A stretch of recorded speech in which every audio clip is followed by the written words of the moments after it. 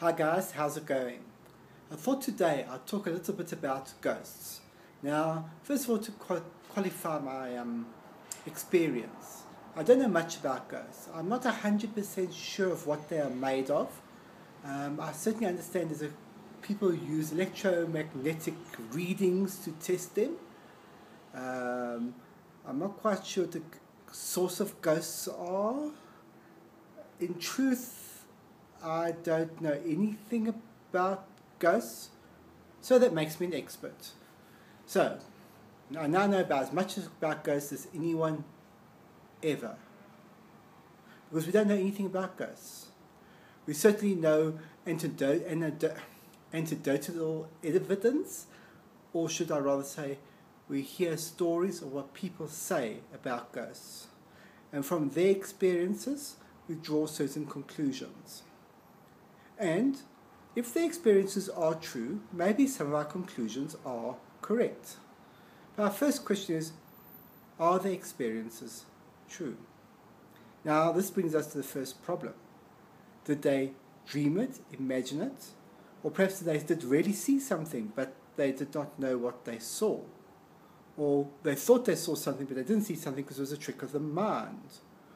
Or they didn't see anything, but looking back a day later, they thought they saw something because it was a trick of the memory, or a lot of things. See, this is very difficult, to use people's previous experience, past experience, that they are recounting back hours, days, weeks, years later. Because even if they are sincerely telling the truth as they realize it, things may have happened. They may have forgotten certain parts. They may not remember every single little detail, and subtle details. For example, they might have thought it was midnight, and it was 7 o'clock in the evening. And the difference in that is maybe the reflections from the moon on some window or something had an effect. But by forgetting the simple fact of the date or the time could affect studies later. If you don't know exactly where the moon is, how will you know if reflections did or did not have an effect? All right, let us forget about this. We can't use human recounting of stories because, as I explained, there's too many complications. To find out more about ghosts, we need less information, not more. It doesn't help. Hundreds and hundreds and hundreds and hundreds of stories are stories. All we really need is simple, small, basic facts. So the first question, using electromagneting something or other to measure the electrostatic strength of ghosts is a very good idea if ghosts give off electromagnetism. So the question is, do ghosts give off electromagnetism? I've got no idea. And unfortunately, nobody else has either. We don't actually know what ghosts give off. You see, you can't hunt for ghosts if you don't even know what evidence you're using to look for them. Oh, that's not very good lighting, is it? Hang on a second. There we go. My arm's getting a little tired over there. So where was I? Looking for something that you don't know what you're looking for. It's a good example. Well, I've got a problem at work at the moment. All we know is that we have at point A, we send data, and at point F, the data has not arrived. Now, the question is, where is the data?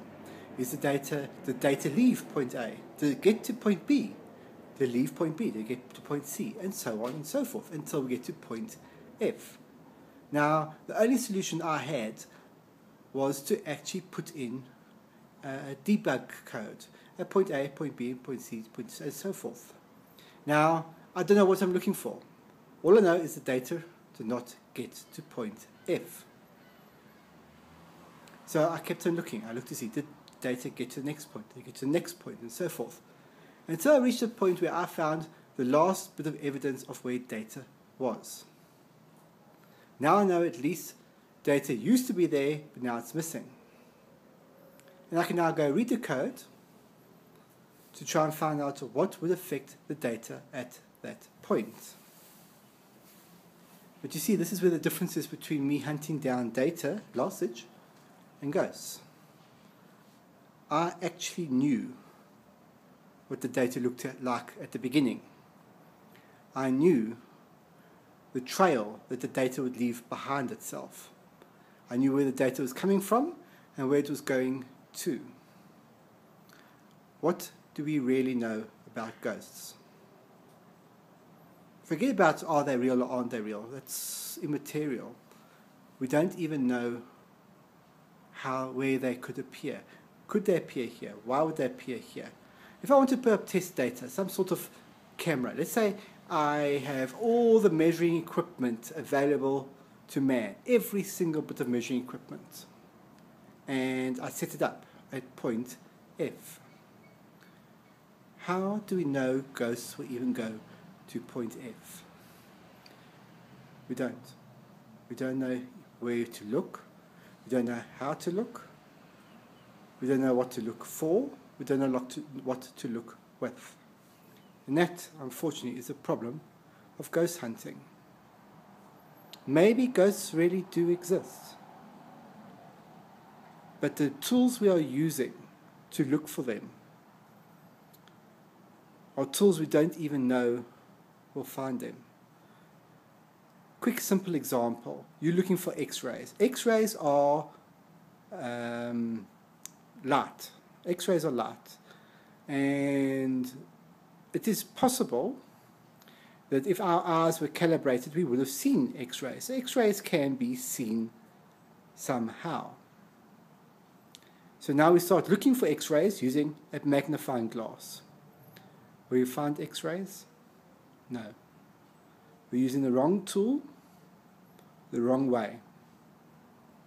Same with ghost hunting. You are using any tool the wrong way will never show you whether something does or does not exist. Okay guys, I've been talking about for almost 7.5 minutes, mumbling, rumbling and talking crap. But that's the point, isn't it? Till next time. Ciao.